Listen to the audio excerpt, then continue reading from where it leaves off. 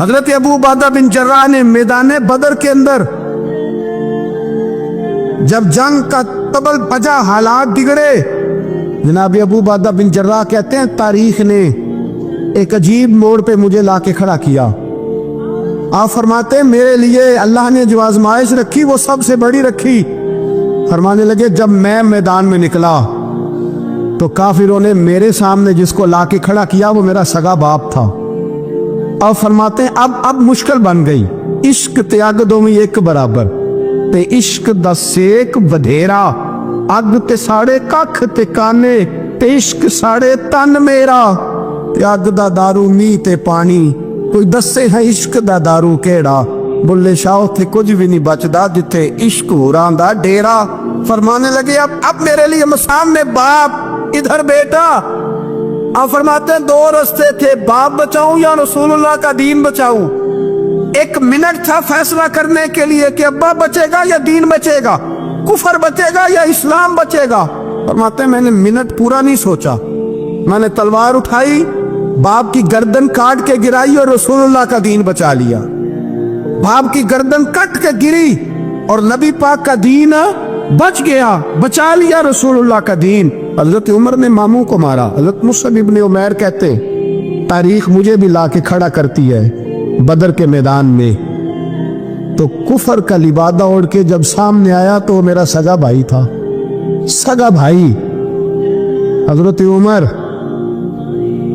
ملک شام جاتے ہیں، جب فتح ہوتے ہیں حضرت سعد بن ابی وقاص بلاتے ہیں، شام جاتے ہیں تو حضرت عمر کہتے ہیں شام آئے یار، سب سے پہلا کام یہ کر بلال کا تو پتہ کر، یہاں سنا ہے بلال حبشی کا مکان بھی کہیں نیڑے نیڑے ہے، پتہ تو کر۔ حضرت بلال حبشی حضرت سیدنا سعد کہنے لگے حضور بلا نہ لے، فرمایا نہیں، وہ مصطفیٰ کا غلام ہے تو میرا تو امام ہے، میں گھر ملنے جاؤں کا گھر رحماؤ بینہم، کالے رنگ کے حبشی غلام سیدنا بلال حبشی کو ملنے گھر گئے اور جناب عمر جا کے بیٹھک میں انتظار کرنے لگے، گویا ڈرائنگ روم میں بیٹھے انتظار ہونے لگا۔ جناب سیدنا بلال آئے تو حضرت عمر اٹھ کے کھڑے ہوئے۔ ملک شام کے لوگوں نے یہ منظر عجیب دیکھا کہ جناب عمر فاروق ایک حبشی کے لیے کھڑے ہوئے، اور جب کھڑے ہوئے تو حضرت بلال کہنے لگے عمر بیٹھ جاؤ، یہ کیا کر رہے ہو؟ حضرت سیدنا عمر رو پڑے، کہنے لگے بلال تو حبشی پہلے تھا، جب سے رسول اللہ کا غلام بنا ہے ساری امت کا امام بن گیا، ساری امت کا تو امام بن گیا ہے جب سے تو نبی پاک صلی اللہ تعالی علیہ وسلم کا غلام بن۔ بھائی یاد رکھے جب اشداء علی الکفار کی بات تھی تو اپنے سگے قتل ہو گئے، اور جب رحماء بینہم کی بات تھی تو پھر یہ نہیں دیکھا یہ حبشی ہے۔ توجہ ہے میری بات پر؟ جاگ رہے نا آپ لوگ؟ ادھر دیکھیں، پھر یہ نہیں دیکھا کہ یہ حبشی ہے، یہ رومی ہے، یہ کون ہے، پھر یہ دیکھا کہ یہ رسول اللہ کا غلام ہے صلی اللہ ہو۔ ہمارے ہاں تو نفرتیں پھیل گئی ہو، او بس کرو جی بنگالیوں سے جان چھڑاؤ، او بس کرو جی فلانے سے، او بس کر یار، رہن سہن اپنا اپنا ہوتا ہے، لیکن مسلمان جس طرح کا بھی ہو اس کے ساتھ نفرت کرنے کی اجازت نہیں ہے۔ پہلی بات اشداء علی الکفار، دوسری بات رحماء بین، اب تیسری بات ہے تراہم رکعا سجدا یبتغون فضلا من اللہ ورضوانا۔ میں نے جو شروع میں بات کی تھی نا کہ اگر خانہ کعبہ میں 40-50 لاکھ حاجی مل کے دعائی مانگ لیتا، دعائی مانگ لیتا مل کے تو کمال ہو جاتا۔ حضرت ابو بکر صدیق رضی اللہ تعالیٰ عنہ سے کسی نے پوچھا تھا بدر میں فتح کیسے ہوئی؟ ابھی مسلمان کہتے ہیں نہیں جی کیسے لڑیں گے جی، ہمیں اپنا بڑا مسئلہ ہے۔ یہ کمزور لوگوں کی باتیں، کمزور جو خدا والے ہوتے ہیں ان کی یہ سوچ نہیں ہوتی، یہ آرزو کرم اور میں آپ سے کروں، یہ بھیک اس کو جی دیے جس کا خدا نہ ہو۔ یہ کمزور لوگ ہیں، کہتے ہیں نہیں کیسے ہوگا، کس طرح ہوگا، جن کو پتا ہو کہ ہماری غیبی طاقت ہے ہماری۔ حضرت ابو بکر صدیق رضی اللہ تعالیٰ پوچھا جناب بدر میں کیسے جیت گئے؟ تلواریں زیادہ تھی، نیزے زیادہ تھے، یا آپ کو جاسوسی زیادہ تھی، پتہ زیادہ تھا کہ یوں قابو آئیں گے کافر؟ ابو بکر صدیق فرمانے لگے نہ نیزوں سے جیتے نہ تلواروں سے جیتے، ہم جو بدر میں جیتے ہیں تو مصطفیٰ کی نمازوں سے جیتے، ہمیں جو بدر میں کامیابی ملی تو رسول اللہ کی دعاؤں کی برکت سے ملی۔ فرمانے لگے کافر ساری رات شرابیں پیتے رہے، ساری رات وہ ناچ گانے میں مصروف رہے، اور میں حضور کے خیمے میں موجود تھا، نبی پاک ساری رات نماز پڑھتے رہے۔ सारी रात हुजूर नमाज पढ़ते रहे, सारी रात अल्लाह से दुआ करते रहे। फरमाया सुबह जो कामयाबी मिली तो ये मुस्तफ़ा की नमाजों की बरकत से मिली। एक बुजुर्ग की मैं बात सुन रहा था, वो कह रहे थे अब नमाजें इबादतें रियाजतें बाद में करना, पहले जिहाद करो।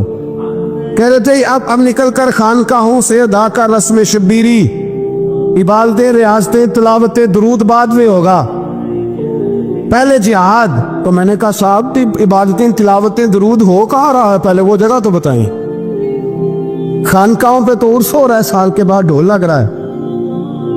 वो जो जमाना था ना कि खानका शरीफ पे शाम तक कुरान मजीद खत्म होगा, फजर के बाद 50,000 दुरूद पढ़ा जाएगा, वहां लोग आए हैं तो वहां जिक्र करते करते लोग इस कदर मस्त हुए कि उन्हें होश ही नहीं कहां के कहां गए। वो तो दौर खत्म हो गया। अब कहां है खानका में? अब तो नजर नियाज रह गई, खत्म शरीफ रह गया, उर्स पाक रह गया, बाकी तो मामला खत्म है। वो कहां गया मामला सारा? भाई तो आए इल्तजाएं शहाबुद्दीन गौरी से पूछा जनाब फतह कैसे हुई? कहने लगे ख्वाजा मोइनुद्दीन अजमेरी की दुआओं की बरकत से।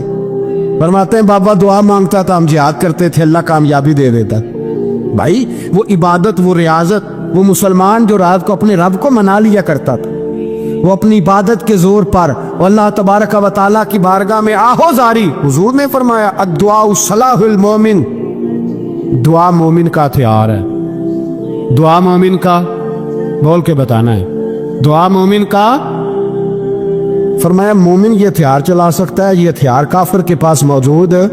हजरत ज़ैद बिन हारसा रदी अल्लाह ताला अन्हु को ना पकड़ के कुछ काफिर उनको पकड़ के ले गए तो एक दरख्त के साथ बांध लिया, कहने लगे तुम्हें कत्ल करेंगे, हुजूर के सहाबी है रदी अल्लाह ताला। जब काफिर आपको कत्ल करने लगा ना तो उन्होंने दरख्त के साथ अच्छी तरीके से टांगे बांध ली, हाथ बांध लिए, गर्दन बांध ली। कहने लगा बुला अपने रब को।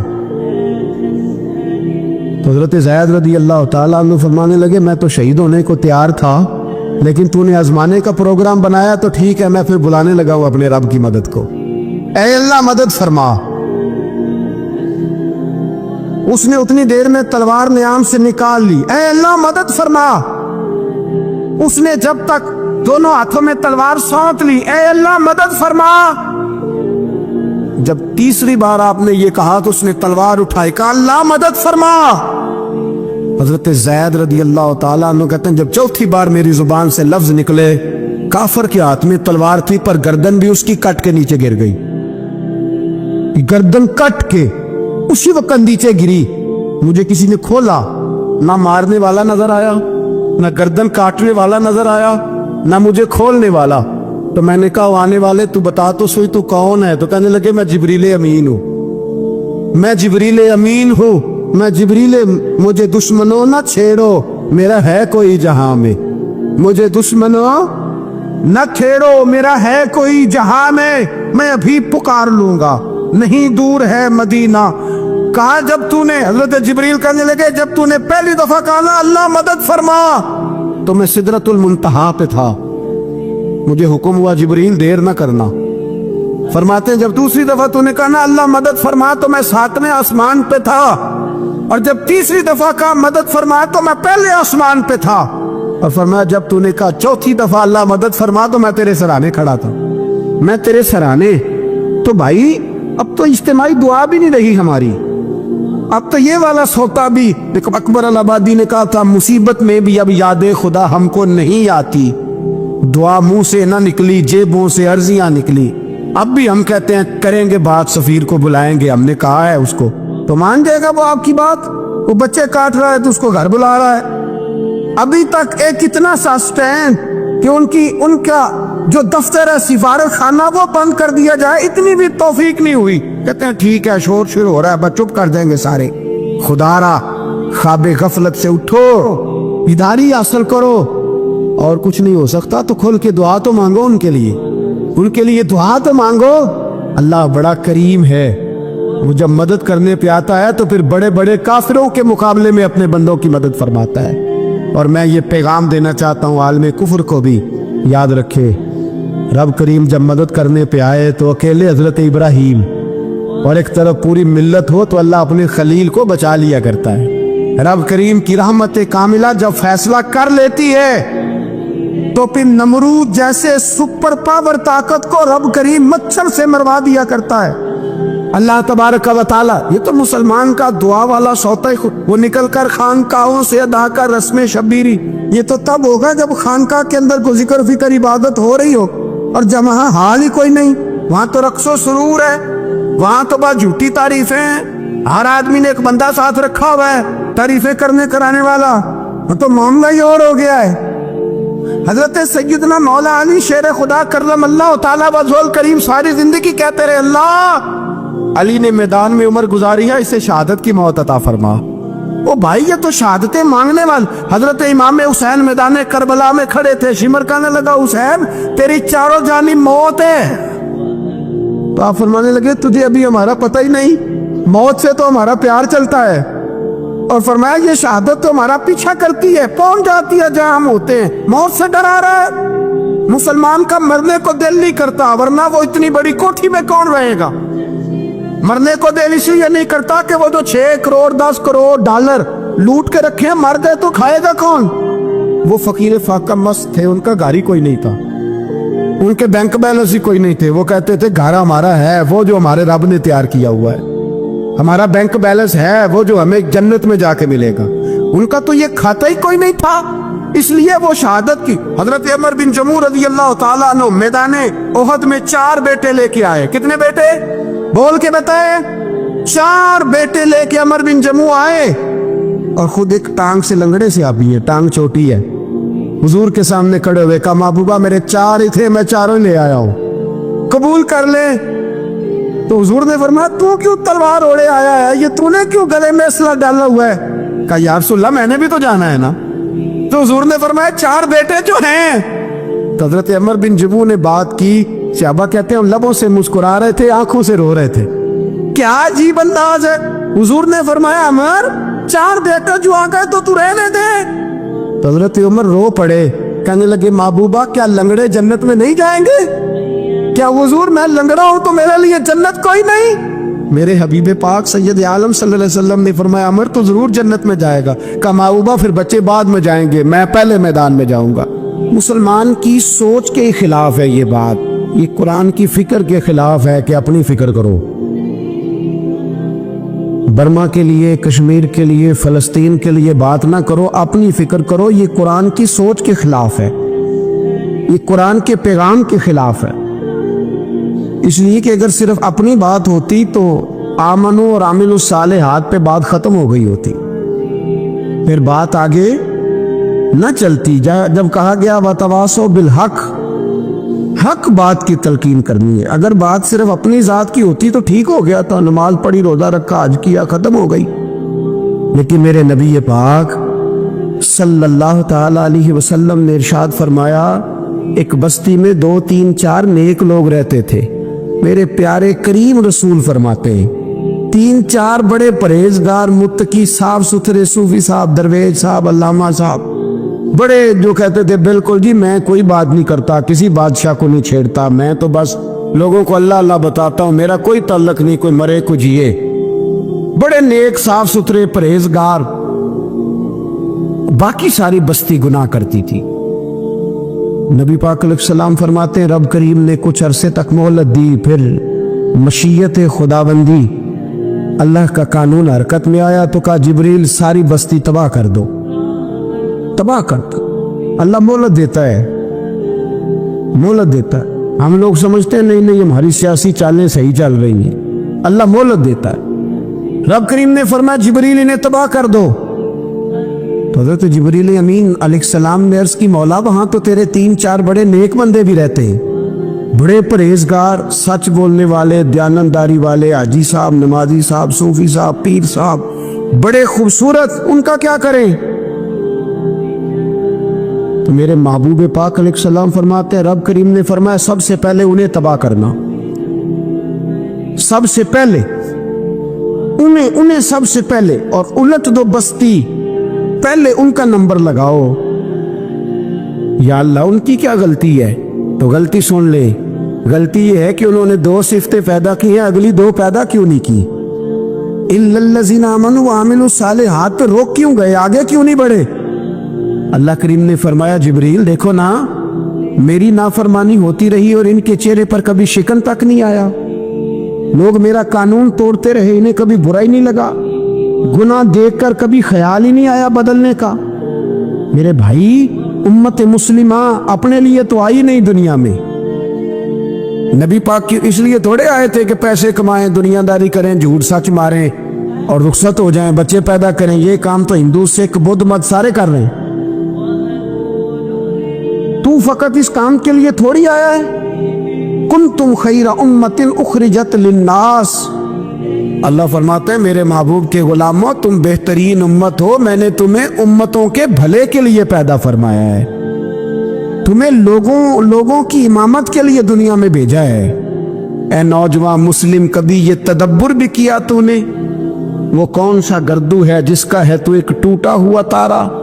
तूने कभी सोचा है तू क्या है? पता है तुझे?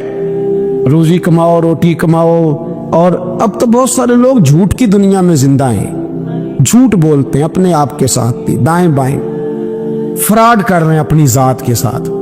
खौल बना लिया, उसमें बंद हो गए, बाहर ही नहीं निकली। अपने मुल्क की सोचो, अपनी बात करो।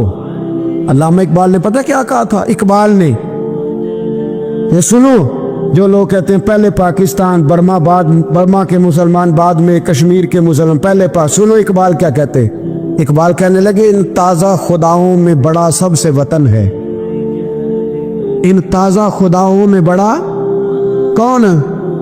वतन की मोहब्बत ईमान का हिस्सा, इसमें शक नहीं। लेकिन अगर इस्लाम से पहले वतन आ गया तो इकबाल कहते हैं इन ताज़ा खुदाओं में बड़ा सबसे वतन है, और जो पैरहन इसका है वो मजहब का कफन है। फरमाते हैं जो वतन ओढ़ लेता है उसने अपने मजहब को दफन कर दिया।